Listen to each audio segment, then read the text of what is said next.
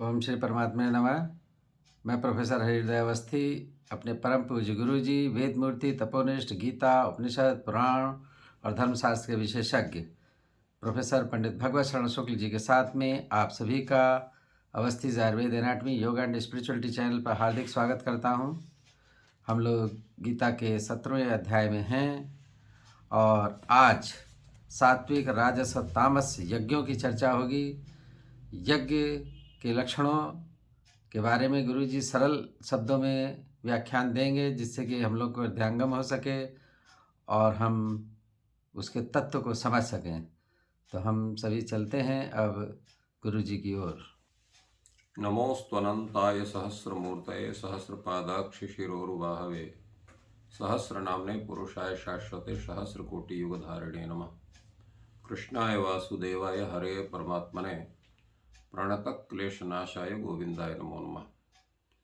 इस चैनल से संबद्ध सभी विद्वद्गण, सभी जिज्ञासु छात्रवृंद, सहृदय सज्जन वृंद, इस चैनल के संस्थापक तथा प्रबंधक आचार्य हरिहृदय अवस्थी जी, गीता ज्ञान यज्ञ के शुभ अवसर पर आप सभी का स्वागत है। हम लोग श्रद्धात्रय विभाग योग नामक 17वें अध्याय पर विचार कर रहे हैं। भगवान ने कहा था कि यज्ञ, दान, तप और आहार, इनके विषय में हम तीनों के प्रकारों को बताएंगे। आहार स्वपि सर्वत्र त्रिविधो भवति प्रिया, यज्ञः तपः तथा दानम तेषाम भेदम इमं शृणु, ऐसा भगवान ने कहा था। और उसमें आहार के विषय में हम लोगों की अभी चर्चा हुई है कि तीनों प्रकार के आहार कैसे होते हैं। आज हम लोग यज्ञ के विषय में चर्चा करते हैं कि 3 प्रकार के यज्ञ कैसे होते हैं। सर्वप्रथम तो जानना यह आवश्यक है कि यज्ञ का तात्पर्य क्या होता है। हमारे यहाँ व्याकरण शास्त्र के अनुसार यज, देव पूजा, संगति करण, दान, तो देव पूजा, संगति करण, यज्ञ, दान, ये अर्थ होते हैं। जो जिसमें विधिवत वैदिक विधि के अनुसार जहाँ देवताओं की पूजा हो वो भी यज्ञ शब्द से गृहीत होता है। जहाँ पर त्यागनिष्ठ, तपोनिष्ठ और अध्यात्म विद्या के निष्णात तपस्वी विद्वान जहाँ पर भगवत चर्चा करते हैं तो भी यज्ञ है, जिसको हम लोग ज्ञान यज्ञ शब्द से कहते हैं। और जहाँ पर दान होता है, दान की विधिवत व्याख्या आपको अगले अध्याय अर्थात 18वें अध्याय में मिलेगा कि किस तरह से ये दान की क्या प्रक्रिया होती है, कौन सा दान क्या होता है, और यहाँ पर भी इसमें भी चर्चा करेंगे आगे। तो यज्ञ, दान, ये सभी यज्ञ के ही स्वरूप हैं। और यज्ञ में विशेष रूप से जहाँ पर किसी देवता को विशेष करके उनका यजन भी हो, उनके विषय में जो है विद्वानों के द्वारा विचार भी हो, और ऋत्विजों के द्वारा तत्त आवाहित देवता और मुख्य देवता को उद्देश्य करके जहाँ पर हवि प्रदान किया जाए, आहुति प्रदान किया जाए, वो भी यज्ञ पदार्थ है।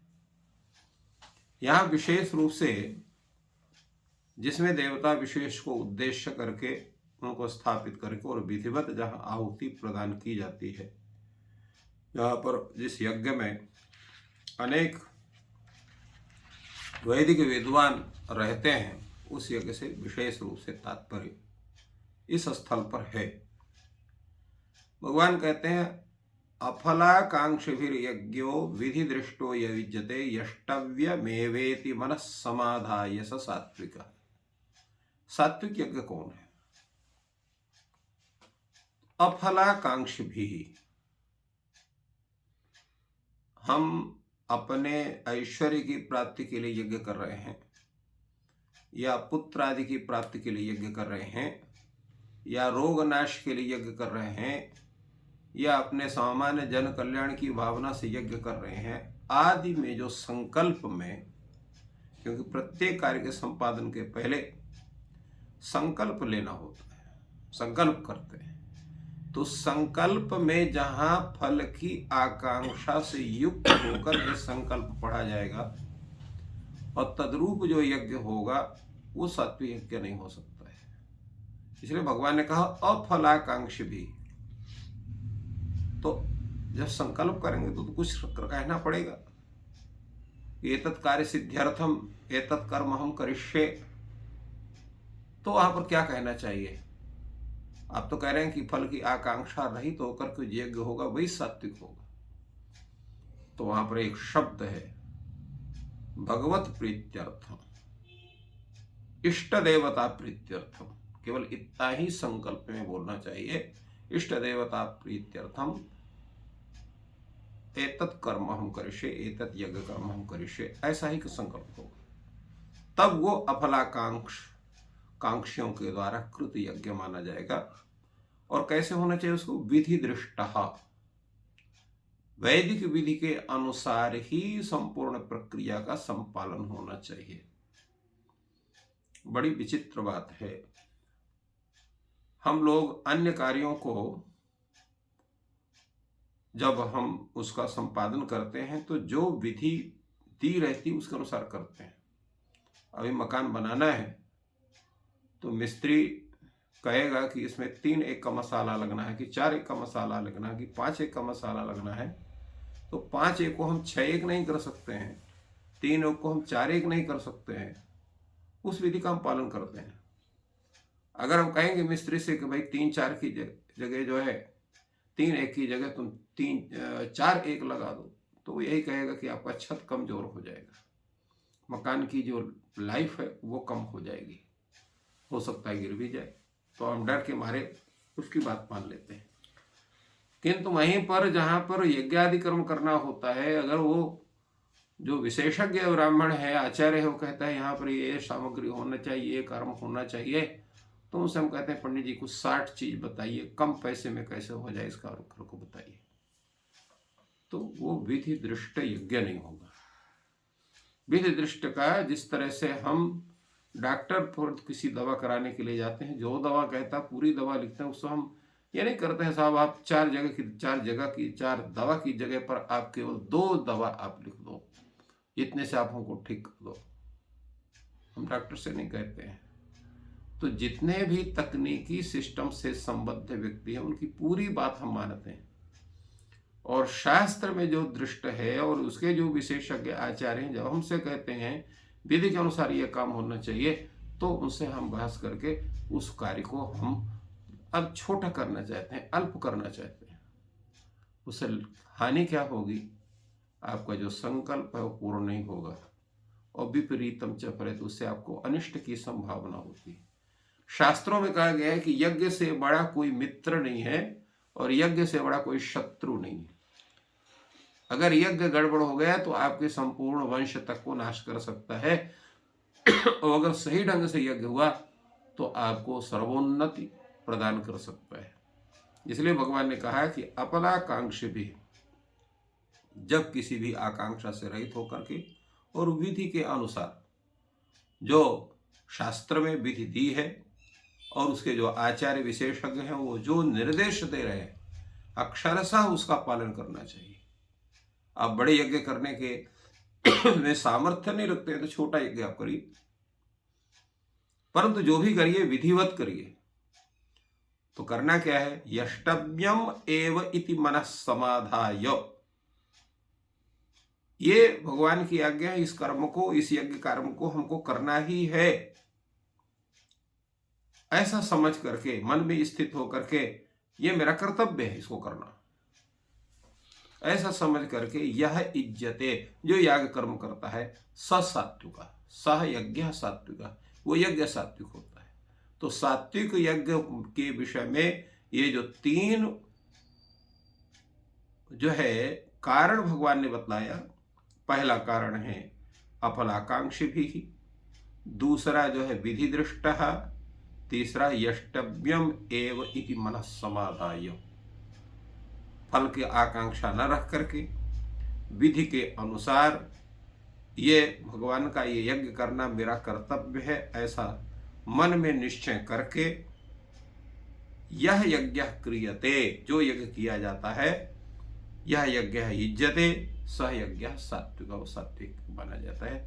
इस तरह से भगवान ने बड़े ही सुंदर ढंग से यज्ञ के विषय में उन्होंने सात्विक यज्ञ के विषय में बताया। दूसरा जो यज्ञ का विषय है वो आपका है राजस क्या है। अभिसंधाय तो फलम दंभार्थमपि चैव यत् इज्जते भरत श्रेष्ठ तम यज्ञम विद्धि राजसम।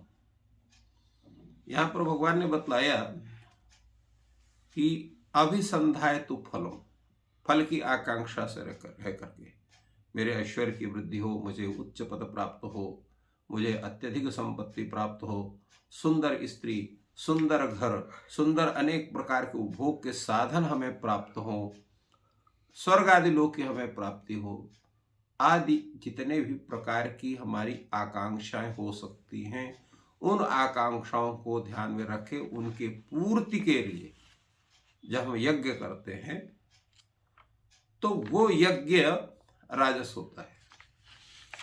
भगवान ने यहां पर दो चीजों का,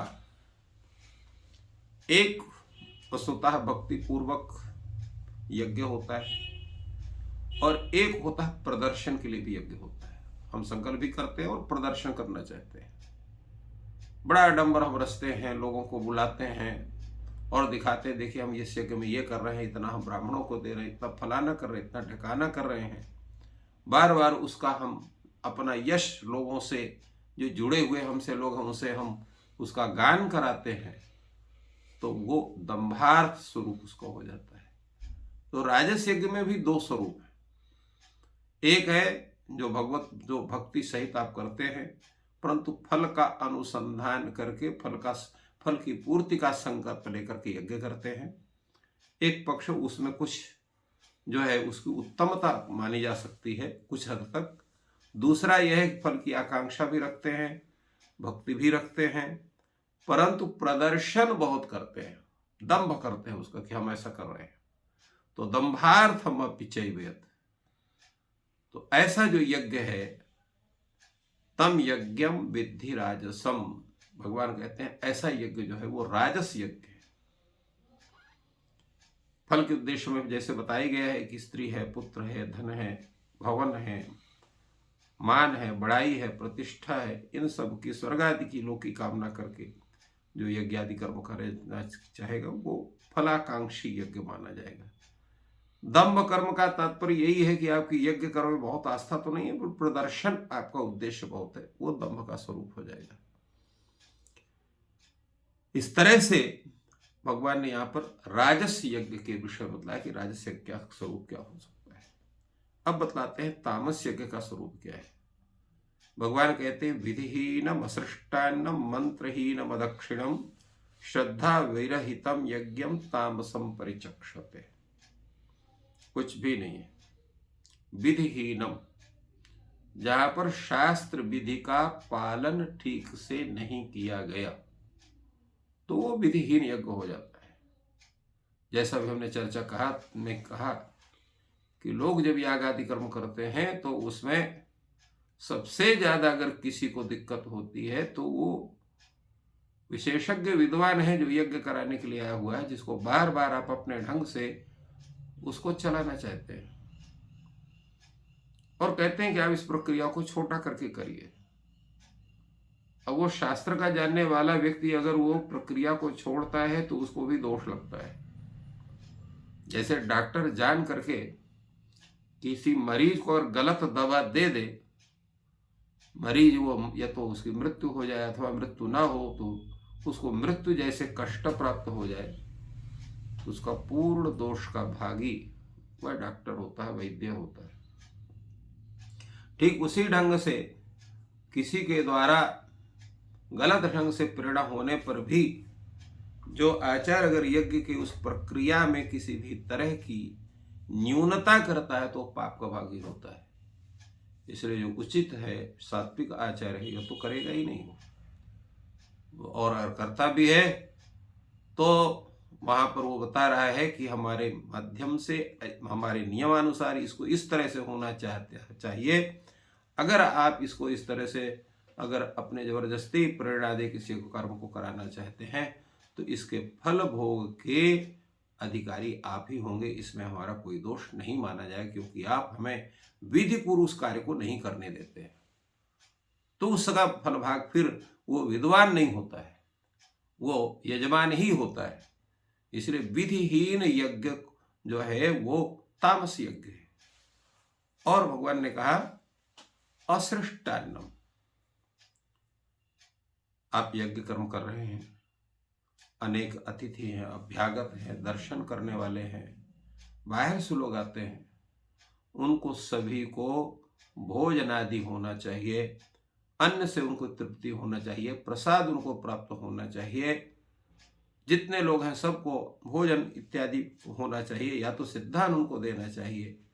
अगर ये नहीं होता है तो उस यज्ञ को कहेंगे असृष्टम अदत्तम अन्नम यस्मिन इति असृष्टान्नम, जिसमें यह अन्न का दान नहीं किया गया, किसी को भोजन नहीं कराया गया, किसी को प्रसाद नहीं दिया गया, ऐसा जो यह अन्न दान से रहित जो यज्ञ है वो भी तामस यज्ञ है।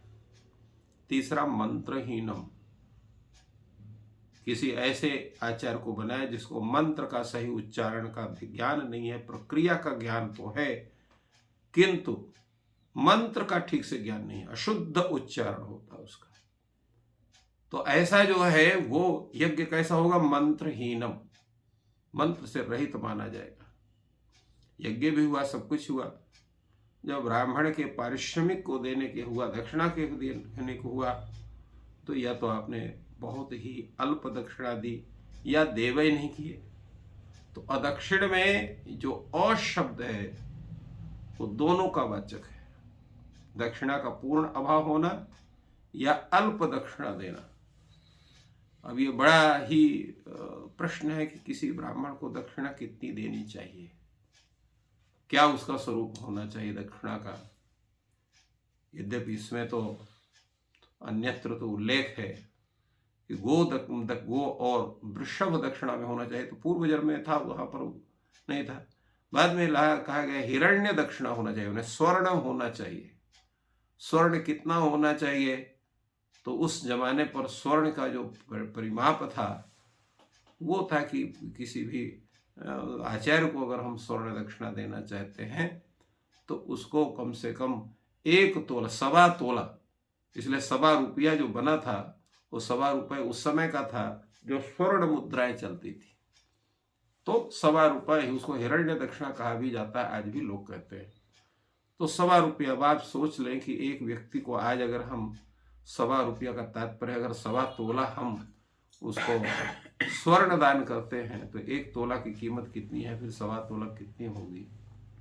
तो अगर इस तरह से दक्षिणा देंगे तो वो दक्षिणा मानी जाएगी। परंतु प्रश्न उठता है कि सभी तो इतना दक्षिणा देने के योग्य नहीं, उतना उनके पास संपत्ति नहीं है, तो क्या करना चाहिए। तो मेरा इसमें निवेदन है कि जितना आप कमाते हैं एक दिन का, जितना आपका जो है वो परिश्रम करने से जो आपको द्रव्य प्राप्त होता है, कम से कम न्यून उतना दक्षिणा एक दिन के उस ब्राह्मण को देना चाहिए जो आपके यहाँ यज्ञादि कर्म करने के लिए आया हुआ है। वो आपका 100 रुपये भी हो सकता है, 500 रुपये भी हो सकता है, 1000 भी हो सकता है, 5000 भी हो सकता है, 10,000 भी हो सकता है। जितना आपको एक दिन का आपका बनता है पारिश्रमिक, कम से कम उतना पारिश्रमिक देना तो चाहिए। उसे दुगना चौगुना नहीं हो सकता है तो कम से कम इतना तो देना ही चाहिए, नहीं तो वो आपका अदक्षिण अल्प दक्षिण वाला हो जाए। तो अल्प दक्षिण और दक्षिणा रहित दोनों अवस्थाएं उसकी बनती हैं, तो वो यज्ञ आपका जो है वो तामस यज्ञ होगा। और सब कुछ आपने किया किंतु श्रद्धा नहीं है, श्रद्धा विरहितम यज्ञ। श्रद्धा का तात्पर्य क्या है? श्रद्धा का मतलब क्या है? अतिशय विश्वास। उस मंत्र क्रिया में, वैदिक क्रिया में, उस मंत्र की विधि में आपका विश्वास है, जो आवाहित देवता है उन पर आपका विश्वास है, जो वो पुरोहित यज्ञ का आचार्य है, ऋत्विज है, उन पर पूर्ण श्रद्धा, उन पर पूर्ण विश्वास है कि जो कर्म ये कर रहे हैं ये हमारे संपूर्ण परिवार के हित के लिए है और इससे हमारा हित सिद्ध होगा। उनके प्रति अत्यंत श्रद्धा सम्मान भाव होना चाहिए। अगर श्रद्धा सम्मान भाव नहीं है तो यज्ञ क्या होगा, वो तामस हो जाएगा। तो तामसम परिचक्षते, ऐसे यज्ञ को तामस कहा जाता है। भगवान ने यहाँ पर तामस यज्ञ के विषय में 5 हेतुओं को रखा। प्रथम है विधिहीन, जिसमें संपूर्ण वैदिक विधि का पालन न हुआ हो, पहला हेतु है तामस होने का। दूसरा हेतु जिसमें अन्नदानादि की प्रक्रिया का पालन न हुआ हो। तीसरा है जिसमें मंत्र का सही ढंग से उच्चारण या बिल्कुल उच्चारण ना हुआ हो। चौथा है अदक्षिण, अर्थात दक्षिणा पर्याप्त रूप से नहीं दी गई या तो बिल्कुल ही नहीं दी गई। और श्रद्धा विरहितम, श्रद्धा आपको नहीं है, केवल आप चाहते हैं, किसी तरह से लोगों ने आपको कहा कि आपको ये यज्ञ करना है, आप कर ले रहे हैं, परंतु आपकी श्रद्धा नहीं है, विश्वास नहीं है। तो ये 5 हेतु तामस के। इन 5 में अगर एक भी हेतु विद्यमान है तो यज्ञ तामस हो सकता है। तो इस तरह से भगवान ने तीनों यज्ञों के विषय में स्पष्ट रूप से चर्चा की और हम लोगों का मार्ग प्रशस्त किया। हम कैसे यज्ञ करना चाहते हैं, सात्विक यज्ञ करना चाहते हैं, राजस यज्ञ करना चाहते हैं, तामस यज्ञ करना चाहते हैं। संप्रति जो प्रक्रिया देखने में आती है वो तो सात्विक यज्ञ की, अगर 200-500 यज्ञ हो तो कहीं एक आध यज्ञ में सात्विक का स्वरूप प्राप्त नहीं तो होता है, अन्यथा राजस और तामस स्वरूप अधिक प्राप्त होता है। तो इस विषय में गीता के अनुसार सभी से यही नम्र निवेदन किया जा सकता है कि सभी को इस सात्विक यज्ञ करने के विषय में विचार करके और उसका ही अनुष्ठान करके और उस परमात्मा के आदेश का पालन करके और सद्गति को प्राप्त करने का अपना मार्ग प्रशस्त करें। तो इस प्रकार गुरु जी ने तीनों प्रकार के यज्ञ, सात्विक यज्ञ, राजस यज्ञ और तामस यज्ञ के लक्षण बताए और उनका बहुत सुंदर विवेचन किया।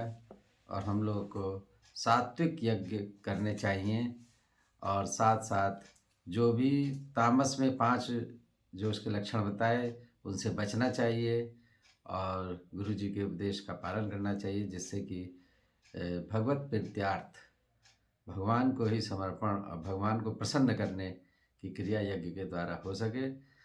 और ईश्वर आपकी इस कार्य में सहायता करें। आपका दिन शुभ हो। धन्यवाद।